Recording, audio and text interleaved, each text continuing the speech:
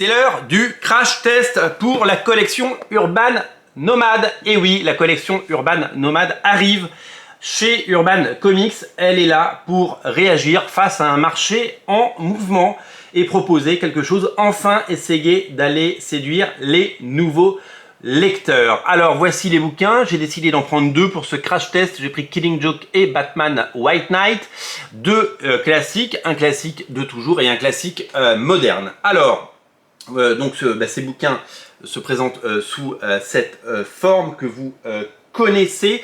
C'est un format qui s'approche de la Perfect Edition.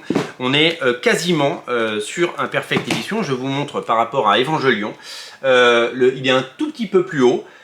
Et en termes de taille, il est un tout petit peu moins large, et donc parce qu'il y a une homothétie à respecter par rapport aux pages de comics, mais on est clairement sur un format de Perfect Edition, donc de grand manga par rapport à un petit manga. Voilà, voici la différence de taille.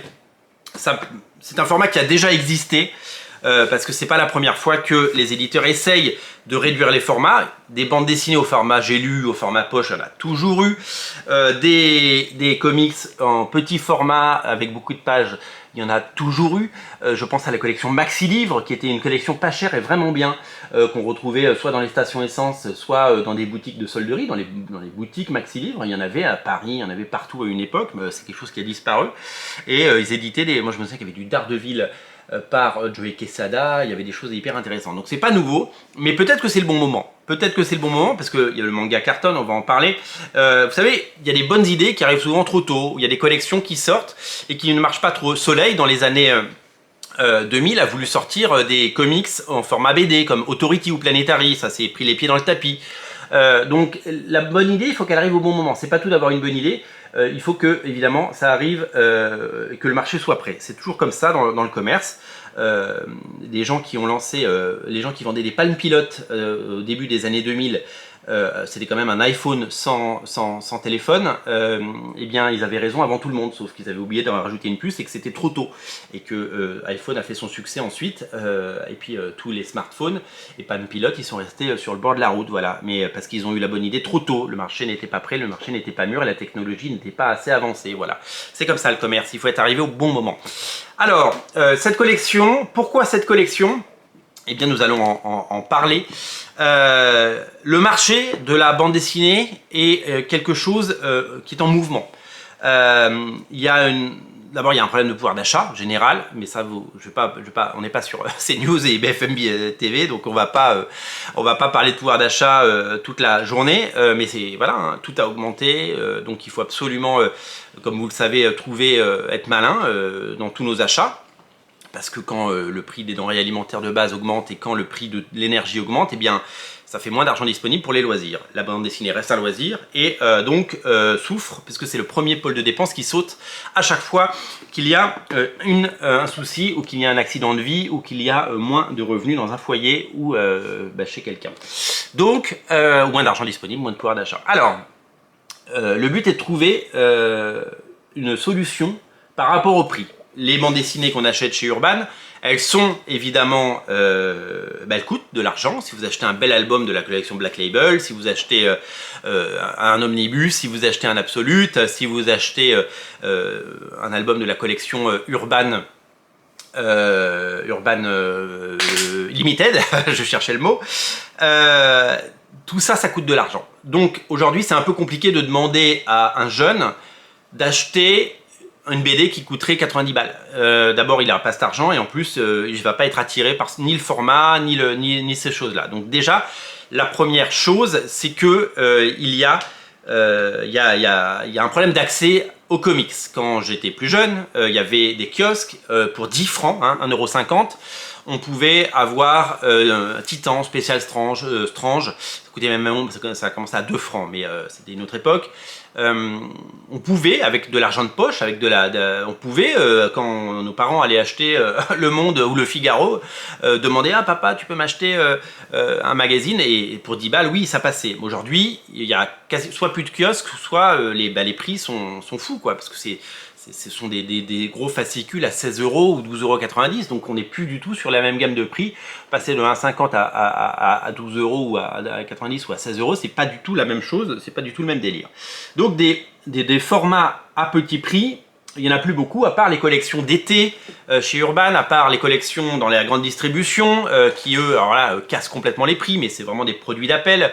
Ou alors, ces collections qu'on retrouve, vous le savez, chez Panini, mais bon, c'est quand même 7 €, hein, mais pour des beaux albums, la collection Le Printemps des Comics, l'anniversaire de Spider-Man, la collection Dark Vador, ça c'est des collections qui sont des succès, mais c'est pas des collections qui font vivre ni les libraires, parce que c'est pas des trucs qu'on vend en librairie, c'est des trucs qui se vendent beaucoup dans les magasins culturels et en grande distribution.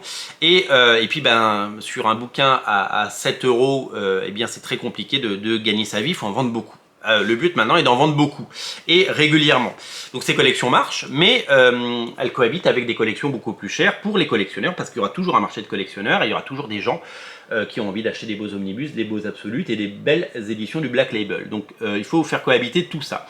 Comment faire grandir le comics et comment recruter des nouveaux lecteurs? Les films cartonnent au cinéma, les séries, il y en a tout le temps.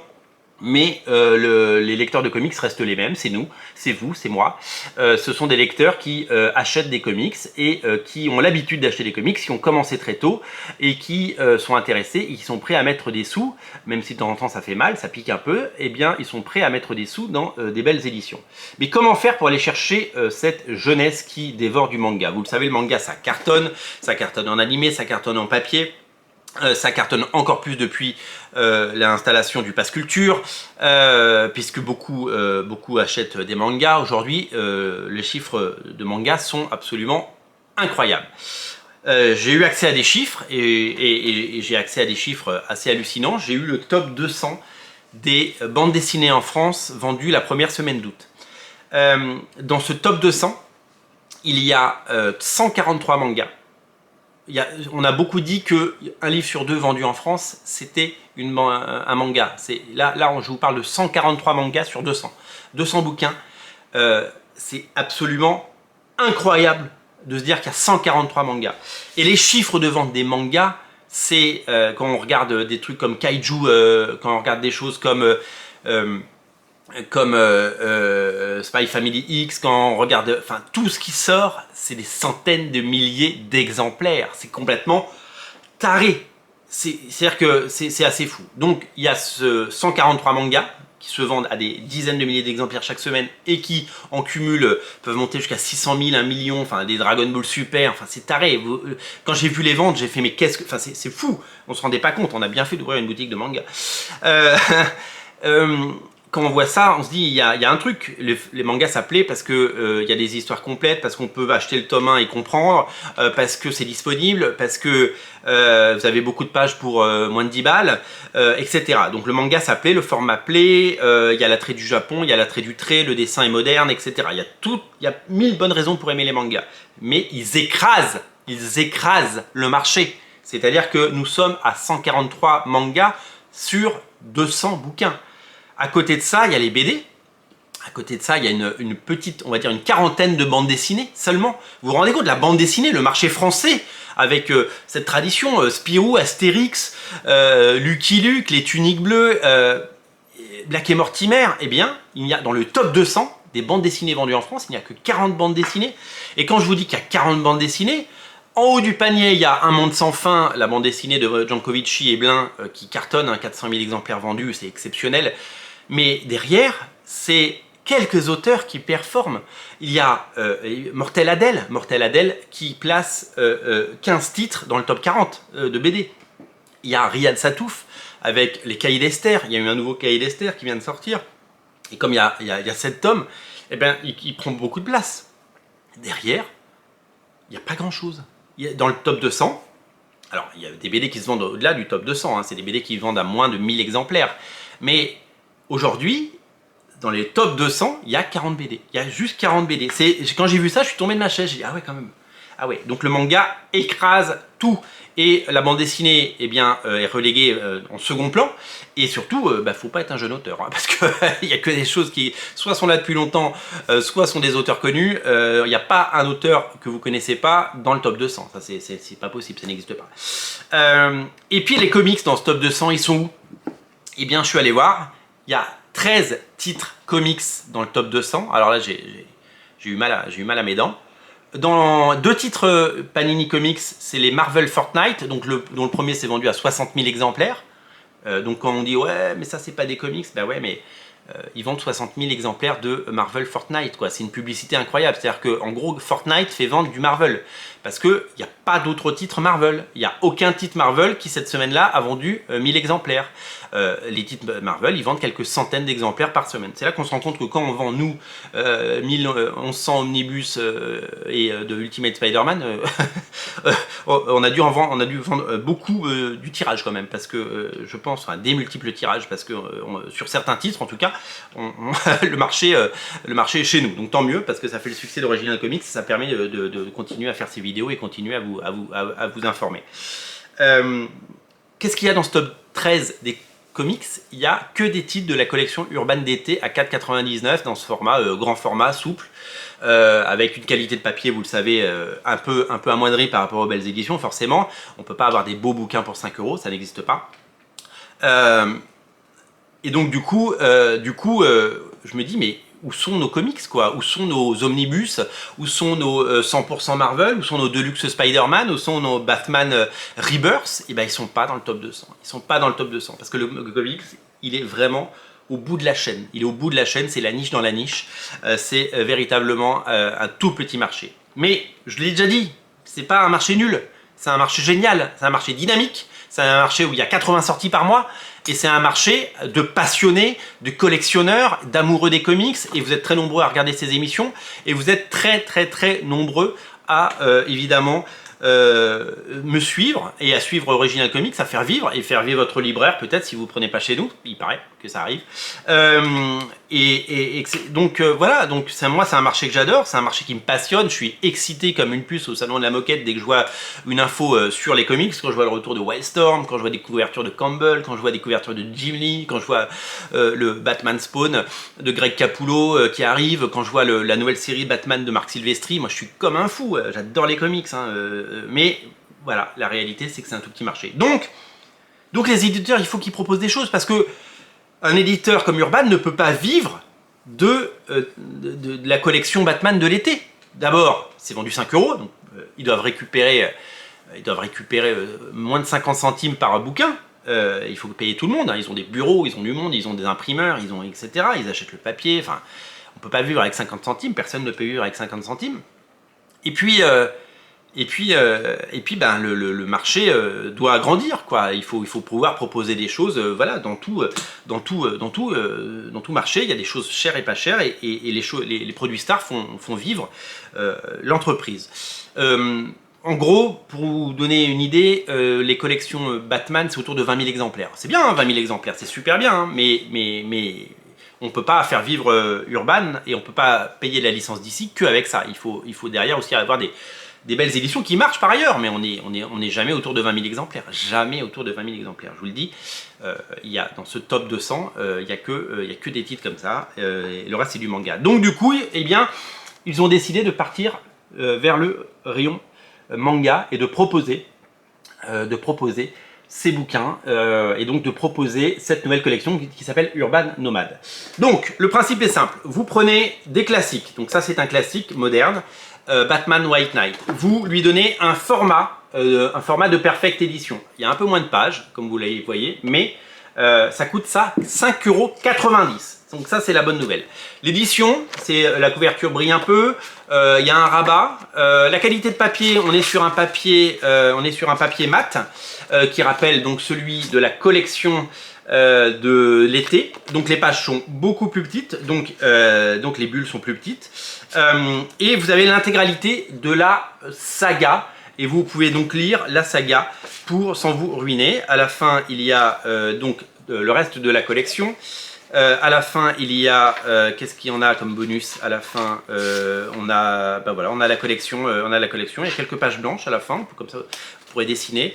Il n'y a pas tous les bonus qu'on retrouve dans les éditions plus chères, mais vous avez donc dans ce format la possibilité de lire une saga culte et sans vous ruiner. Là, on a l'autre, le Killing Joke. Killing Joke qui est un très grand classique. Il coûte aussi 5,90 € malgré le fait qu'il y ait beaucoup moins de pages. Donc certains se diront mais c'est pas normal.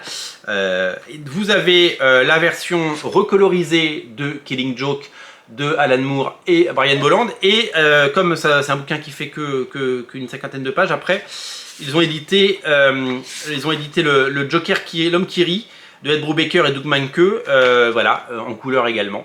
Donc vous avez de la couleur pour moins de 6 €. Là donc il y a 2 histoires, 2 récits complets sur Batman. Et donc évidemment c'est Batman qui a le vent en poupe, et c'est Batman qui tire la collection vers le haut, parce que Batman c'est vraiment les meilleures ventes. Dans la même collection il y a Flashpoint, il y a Fabs volume 1 et 2, Transmétropolitane de Warren Ellis et d'Eric Robertson tome 1 et 2, Batman la cour des hiboux, Batman la cour des hiboux tome 1 et tome 2, Batman White Knight on l'a dit, et Watchmen. Voilà, il y a 10 titres et il y en a d'autres qui sont prévus puisqu'il y a 2 autres vagues de titres qui doivent arriver. Cette collection, elle n'est pas... alors il y a beaucoup de gens, j'ai vu des commentaires, vous êtes très intrigués et c'est normal par cette collection. Cette collection, elle est faite pour les gens qui ne lisent pas de comics, ou qui ont des moyens évidemment limités. En gros, si vous avez déjà Batman White Knight dans la collection Black Label, aucun intérêt de le racheter dans ce format. Mais si vous avez un cousin, un neveu, un adolescent pas loin, et que vous pouvez lui offrir pour 5,90 € ce bouquin, peut-être qu'il va être complètement séduit par cette collection. Et je pense que c'est ça aussi la force de cette collection, c'est de proposer évidemment du Batman pas cher, et donc du coup de pouvoir séduire des nouveaux lecteurs.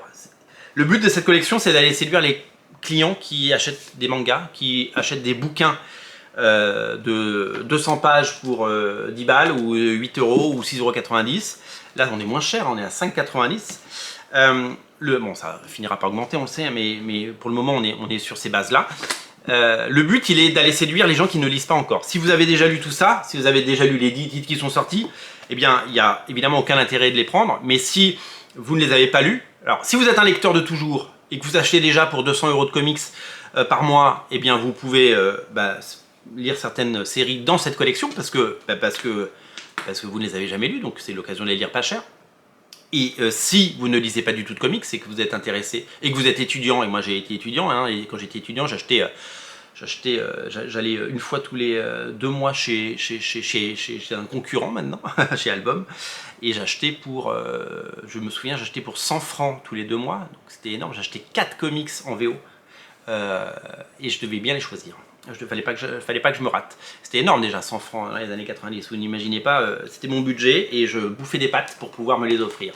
Eh bien, si vous êtes étudiant aujourd'hui, eh bien peut-être que vous voulez lire des comics, eh bien c'est vraiment une bonne clé d'entrée. Peut-être que demain vous achèterez la belle édition, mais pour l'heure, vous avez l'opportunité, le choix, l'offre de lire ces comics. Et ça, c'est quand même super cool d'avoir le choix, parce qu'aujourd'hui, pour lire Batman White Knight, eh bien, vous avez la belle édition à quoi, 35 €, et vous avez donc cette édition à 5,90 €. Vous avez le choix, voilà, et c'est ça qui est étonnant. Donc, les lecteurs de comics, ils ont le choix aujourd'hui, et ceux qui n'en lisent pas encore, eh bien, ils peuvent lire cette collection. Voilà, donc je trouve que cette collection est une très bonne idée. Je serai toujours pour les petites collections avec les petits prix, pour pouvoir séduire un nombre grandissant de lecteurs. C'est surtout qu'il fallait réagir, parce que vous l'avez vu avec les chiffres que je vous ai donnés, eh bien il n'y a pas beaucoup de lecteurs de comics en France, et c'est très compliqué de lire des comics en France. Eh bien là, ça rend le comics accessible, et ça rend le comics évidemment démocratique, et c'est ça qu'on voulait. Voilà, en tout cas, je mets un pouce en l'air pour cette collection.